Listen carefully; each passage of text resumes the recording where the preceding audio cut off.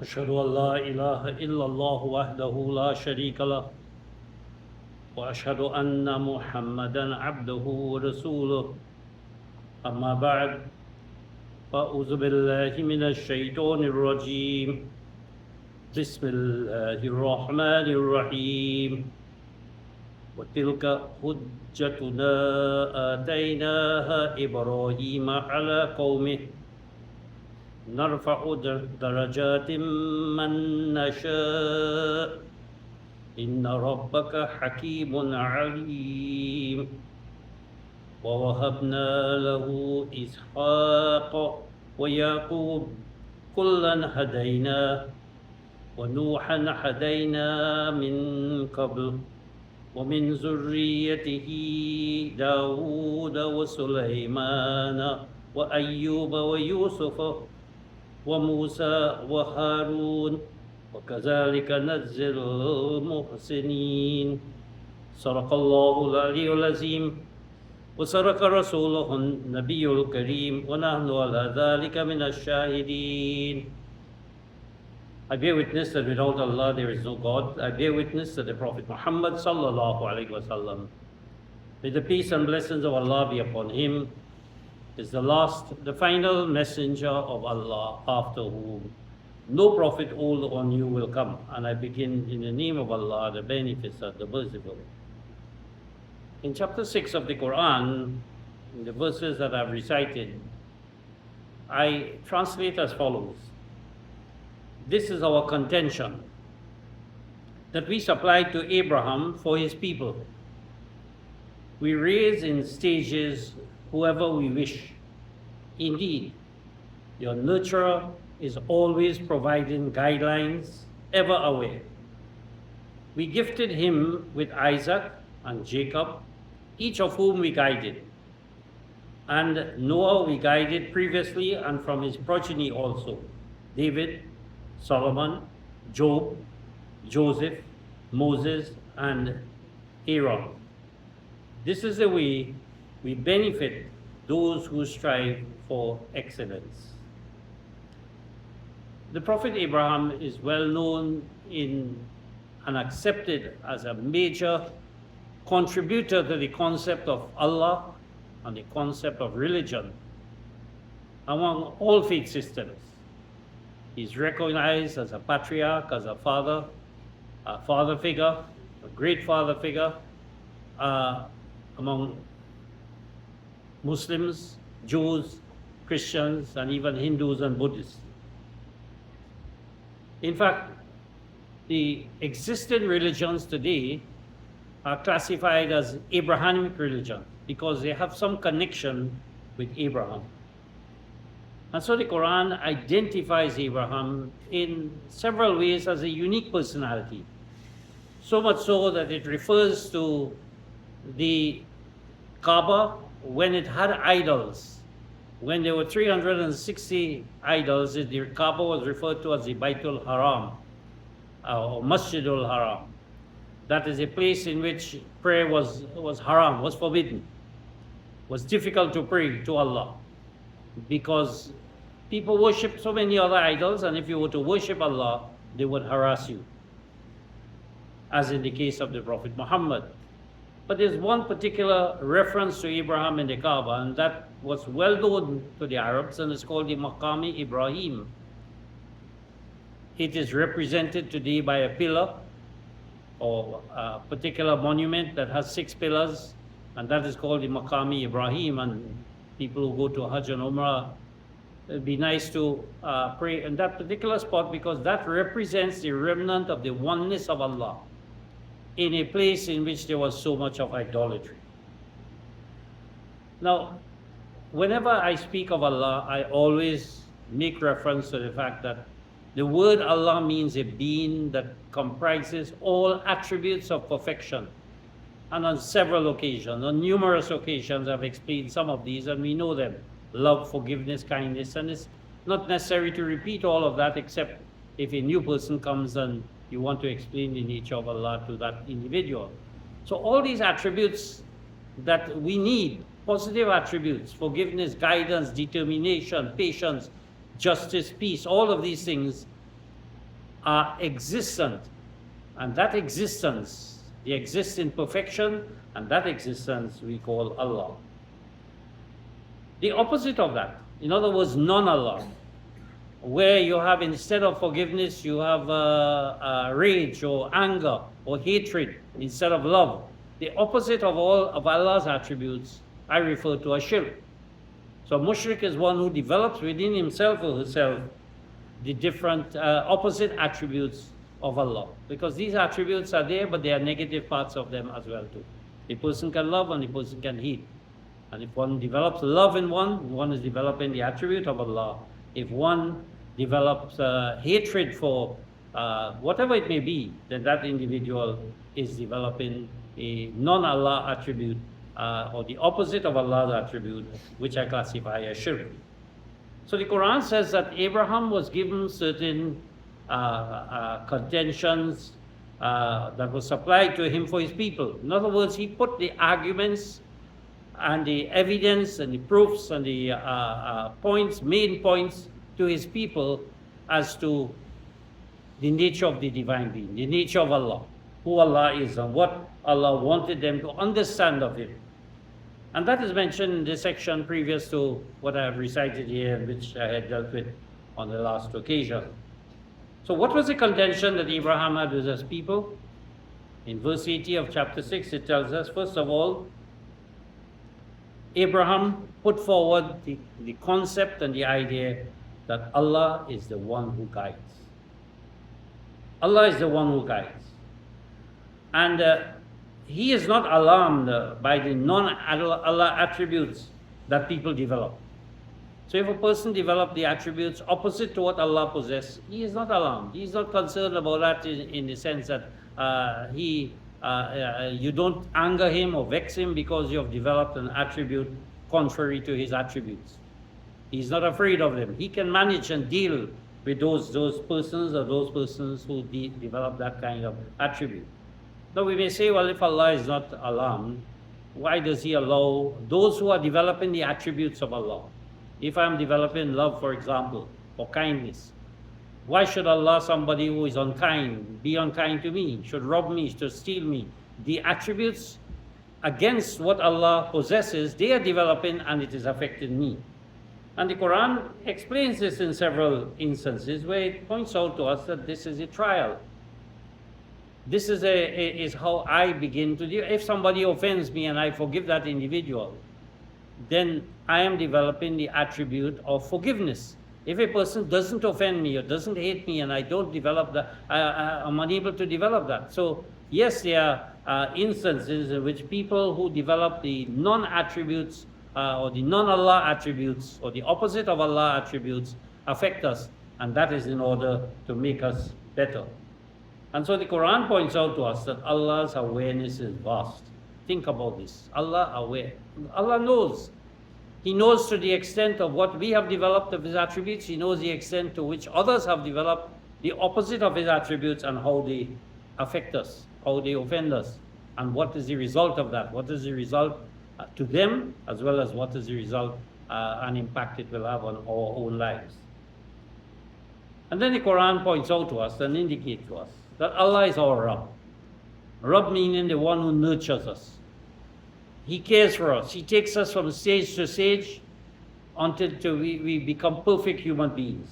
What He intends that we should develop. He helps us through all these stages to develop His attributes.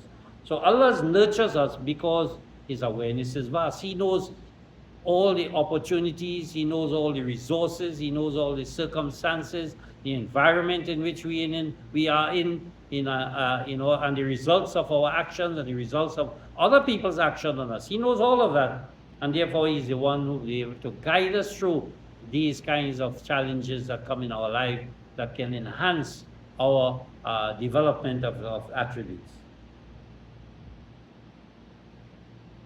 And then the Quran addresses those who develop those non-attributes of Allah, or opposite attributes of Allah, and says, how could I be alarmed about your non-Allah attributes when you have no support for them? And this is one of the biggest challenges that people have in today's world. When we see so much of crime and war, and we see so much of suffering, and people we become afraid, we become alarmed. thinking that this will in fact affect us in some way, as if the wicked people are more powerful than the good people. That's the impression the world gives. But that is a materialistic kind of world. It is a challenge to us. It is an indication to us that our faith in Allah must be extremely strong, so that we are not afraid of the opponents who are there, the crime, the diseases, the ill health, the environment, whatever it may be, the climate change, whatever it is. Yes, these things are real, but how they impact upon us and how they react to us, how we react to them, depends upon our relationship with Allah. So the Quran says, how could I be alarmed about your non-Allah attributes when you have no support for them? The people who commit crimes do not have any support. They commit it because of their own self-development, because of their own way. They are having their own way. They are not guided by God. They are not guided by idols. They are not guided by, they may be guided by chemicals like alcohol and drugs and so on, but they have no guidance whatsoever. Nobody to show them the right way. They just do things, as we say, vaiki-vaiki. They do things in an arbitrary manner. And therefore, the Quran says those people do it their own way, and they have their own way. And therefore,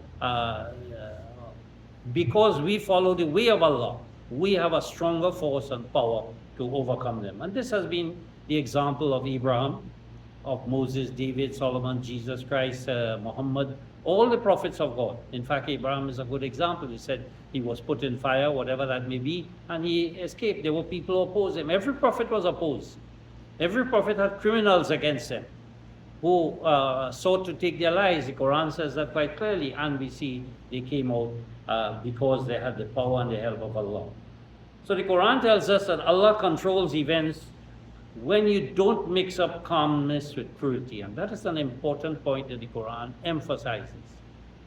That we become alarmed when we see situations around us. We read in the social media, newspapers, we hear the news, we see something happen to our neighbor and so on, we become alarmed. But the Quran says it is important for us, in order to develop the attributes of Allah, to be calm, not to be cruel. I recall many years ago when I was working somewhere, oil refinery, and one of the first instructions they give you is that if there's a fire, if there's a disaster, the first thing you have to do is to be calm. Don't panic, because if you panic and you faint or so, you are putting responsibility on other people to look after you before they look after the situation that is there, whether it is putting out the fire or seeing about the chemical. The moment you are calm, you find that you're in better control and others have better control over you. It's the same if a person has to take medicine, if they have to take an injection, and you find that they are, stamping up and screaming or so, it will be difficult for them. If they are calm and composed and relaxed, and many people are told, once you relax, you shouldn't have a problem in having anything done to you. So the Quran points out to us that you always go right when you adopt calmness rather than rage. And we see recently, there was an incident, I was told, of an individual who killed his wife, a mother and a child, his daughter, or son or child, whatever it was, and begin to regret it afterwards. You just have that rage in you, not being calm. If you have a situation between husband and wife, or parent and child, or neighbor, or the case may be, it is the rage that the anti-Allah attributes that overpowers an individual, because they don't have anything to stop them. We do know, however, that in some cases people show love to people who are intent on doing something wrong. And in doing that, they tend to calm them. In other words, the person who developed the attribute of Allah, of love and calmness, can control a situation. Whereas a person who develops the anti-Allah attributes are unable to control themselves or even a situation, and end up sometimes in doing heinous acts which result in certainly in regret for them later on, and certainly a grievous punishment, as the Quran says. So the Quran, in identifying Abraham, points out to us that he's a prophet of high regard. But it says Allah can raise other people to be higher than even him. And the Prophet Muhammad is a clear example. Because Abraham lived in an environment that was there, yes, it was a small environment, even though it influenced many people later on. That's why it is said that he was called Abraham. Ab meaning father, and Rahab means the world, the nations, communities, or people, father of people. As we say in English, a progenitor, one who is a patriarch, of patri meaning father, and the great father, as it were. But the Prophet Muhammad had within his personalities the excellences of all prophets. Abraham did not have prophets that came after him, or the excellences of prophets after him, but the Prophet Muhammad, being the last prophet, had the excellences and the perfection of the characteristics and personality of all the prophets that came before him. That is why he was called Khatam al-Nabiyyin. For one of the meanings of Khatam is excellence.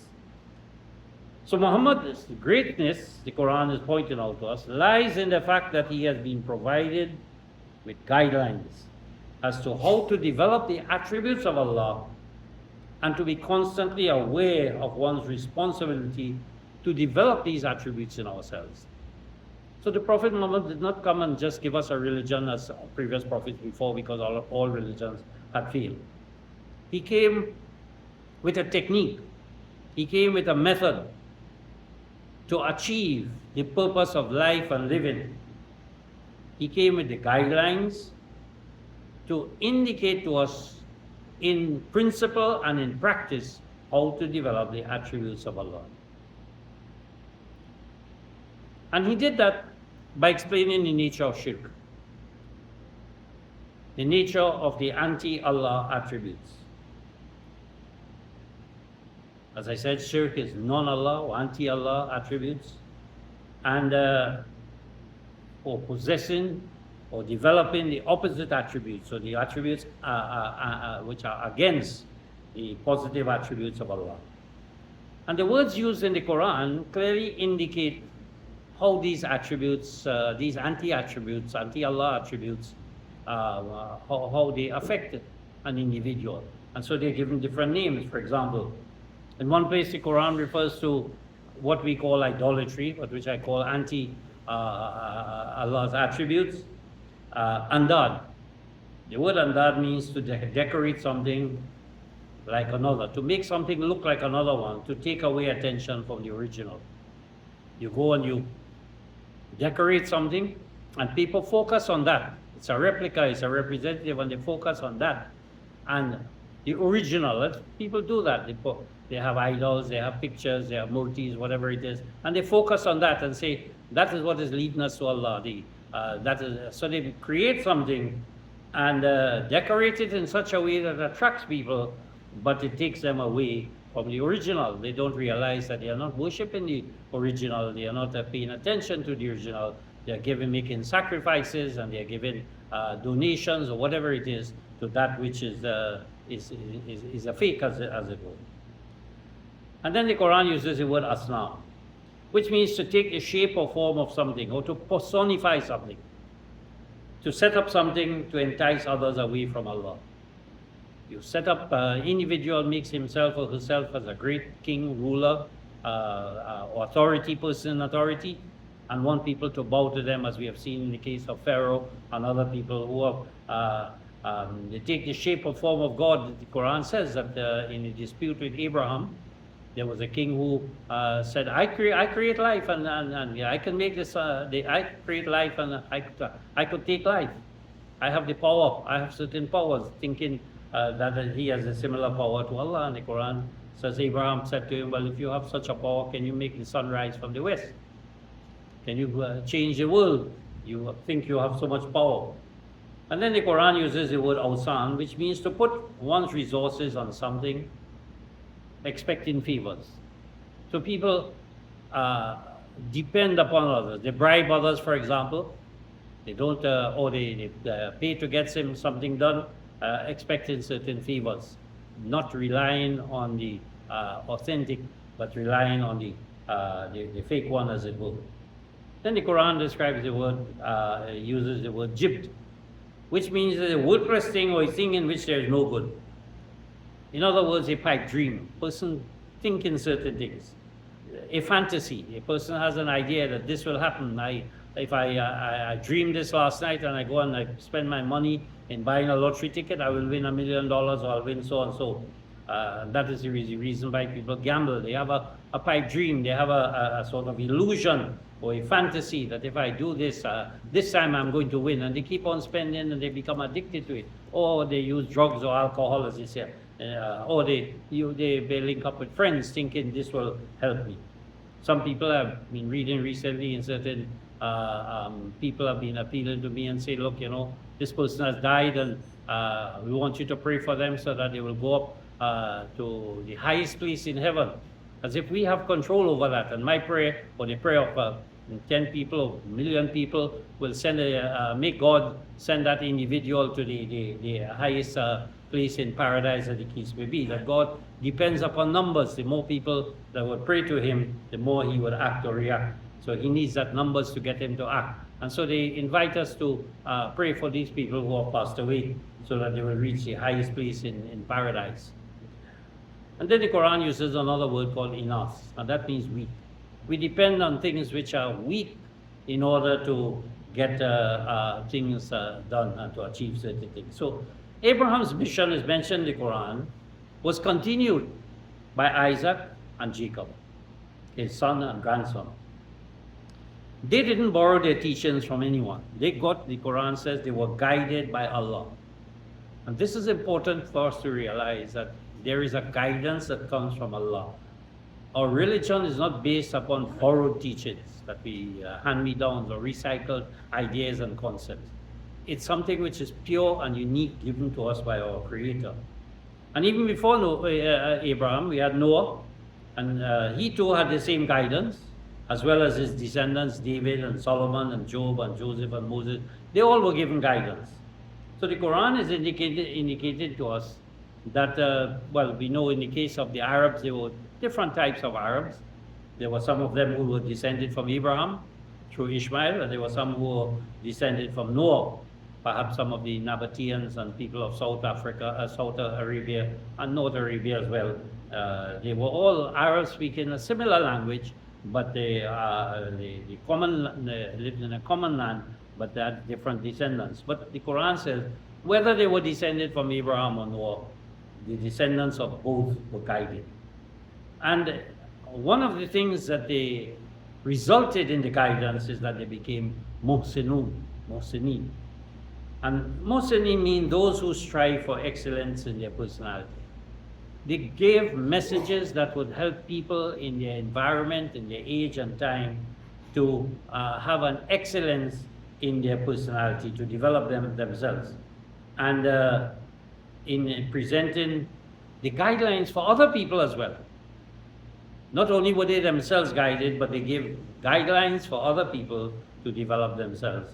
And guidance is applied not only to prophets, but also to some of their forefathers, the Quran says, and their offspring and other relatives as well. So once a person is chosen, in other words, we live a life, Allah chooses us and He gives us a guidance, and that guidance is supplied to us along a way of a brightness that is called is Sirat Mustaqim. So we live a life, and then Allah chooses us and gives us further guidance along that Sirat Mustaqim, that right path. Any human being, therefore, can live his or her life to be selected by Allah for His guidance. No one can succeed by adopting the opposing attributes of Allah, the anti-attributes, anti-Allah attributes. And the Quran says the result of that will be what is called hubut. Hubut says that to be their actions will be worthless. The word hubut literally means an animal that continues to consume food, and then it becomes swollen and its belly bursts and it dies. So it refers to actions as well, in which people continue doing it again and again. It makes them feel big, puffed up with pride, that I'm achieving this, that, and the other, but then it destroys them rather than nourishes them. So the Quran describes a behavior that fills a person with anger and rage, such that it leads to actions that destroy them. And we see that daily in people who are caught committing crimes, afterwards they say, I'm sorry, I regret, I should not have done this. Not only criminals, but even people who are identified as having moral failures. They say, I'm not a person like that. Singers and politicians and so on. They make serious mistakes, they abuse other people and so on. And then they say, I'm sorry, I'm not a person like that. That is not the real me, as it were. So the Quran says their actions will certainly bring about a destruction to them. But guided persons, the Quran indicates to us, and this is a very important message that the Quran gives, that when we are guided by God, we are given three things. The first is kitaab, the second is hukm, and the third is nabuw-wah. Now, kitaab means the rules and regulations that are given to us. Once we are guided by Allah, there are rules and regulations that we have to follow. Not only with regards to religion and prayer. If you want to be honest, just praying is not going to make you an honest person. You have to follow the rules of being truthful, and being righteous, and being fair and just, and all of these things. So the rules are laid down. And then to follow those rules, there are certain guidelines. And that is called hukm. Hukm means to put a rein on something, to put a R-E-I-N, just as you put a rein on a horse to control it. You have to control yourself under these guidelines. And then nabuw-wah means, since the Prophet Muhammad is the last prophet, there's no prophet after him, but the only prophet, if any prophet has to come, is Muhammad himself. And so the Quran describes this nabuw-wah as divine personal tutorial, or what we call tutelage. If a student is going to college or university, you will find the professor or teacher will call them aside and give them further guidance, or give them extra lessons as it were. Nabuw-wah is when an individual is before Allah and Allah is talking to that person, guiding that person. There are different kinds of nabuw-wah. One is where the Nabi, Allah not only talks to him, but gives him certain laws and rules and regulations to lay down for people. And that has come to an end. There's no prophet, no nabuw-wah that is going to do that. But a nabuw-wah brings us into an audience with Allah, in a personal relationship with Allah, to get an extra lesson as to how we could function in life. That still continues. But in order to benefit from that, only one person is given that kind of nabuw-wah, and that's the Prophet Muhammad. And that is why the Quran describes him as an uswa hasana, an excellent example, a model. If you follow the model, you will have an exact replica of that original. And so if we follow the Prophet Muhammad and we become like Prophet Muhammad spiritually, because physically we are all different, we live in different countries, speak different languages, eat different food to the Prophet Muhammad, so there's no physical resemblance. But when it comes to spiritually, then we become in a state in which, just as Muhammad was speaking to Allah, we are able to speak with Allah. We cannot become by our own self turner because prophethood has come to an end.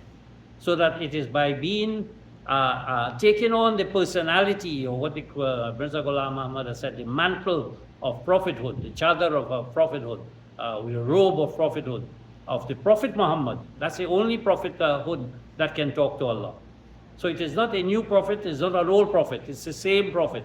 If we can live our lives such that we follow the Prophet Muhammad in such a way that we become identified with him or like him. And Mirza Ghulam Ahmad has explained this. He said, if you take a piece of coal and you put it in fire, the coal is black. Fire is red or white or yellow, whatever. Eventually the coal itself becomes fire. But it is still coal, it's not fire. It is coal, but it gives heat and it gives the same color just as fire. A piece of iron is the same way, it will become red hot. You take it out, it comes back as coal, or it comes back as a piece of iron when it cools. But while it is in the fire, it is for all practical purposes just like the fire. Similarly, we are all individuals. Muhammad is the last prophet. But when we take on the personality of the Prophet Muhammad spiritually, we become like him, then Allah will speak to such a person. The Quran tells us that Allah will speak to us, and he will speak to us in the fact that we become spiritually a replica or nature or resemblance of the Prophet Muhammad. And so that is important for us in life, because the Quran tells us that In order to be rightly guided, we have to follow the rules and regulation. We have to get the guidelines to utilize those rules and regulation in our respective environment. And we need more than that. We need the help of Allah. We need the guidance of Allah. And we need those extra lessons that come from Allah by being personally in His presence. When we pray, we are personally in His presence. People say, as-salatu mirajul mu'mineen. Prayer is the mirage of the believer. But if prayer is the mirage of the believer and we are not in the presence of Allah, then how is it a mirage? The Prophet Muhammad went to Miraj and had the experience, spiritual experience of being in the presence of Allah. And our prayer brings us into the similar like the Prophet Muhammad. We have our mirage, we have our audience with Allah. So that is what is meant by prophethood in this sense. So that prophethood, in the case of the Prophet Muhammad, has come to an end. But the prophethood that brings us into an audience with Allah, where He will talk to us, communicate with us in the different forms as explained in the Quran, that is there as an essential part of our guidance. Barakallahu lana wa lakum fi Quran al-Azim. Wa nafa'ana wa iyyakum bil ayati wa zikr al-hakim. Innahu ta'ala jawadun kareem. Malikun barruhu rahim.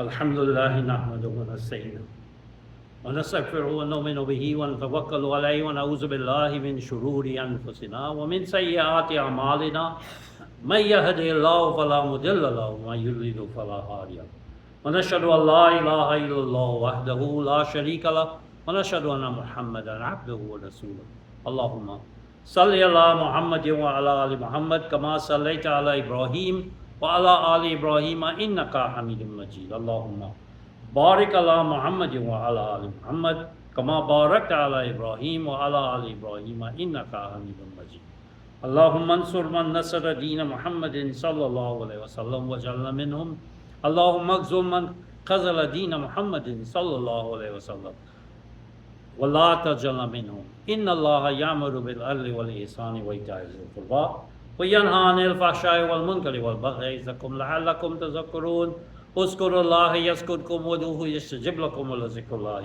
أكبر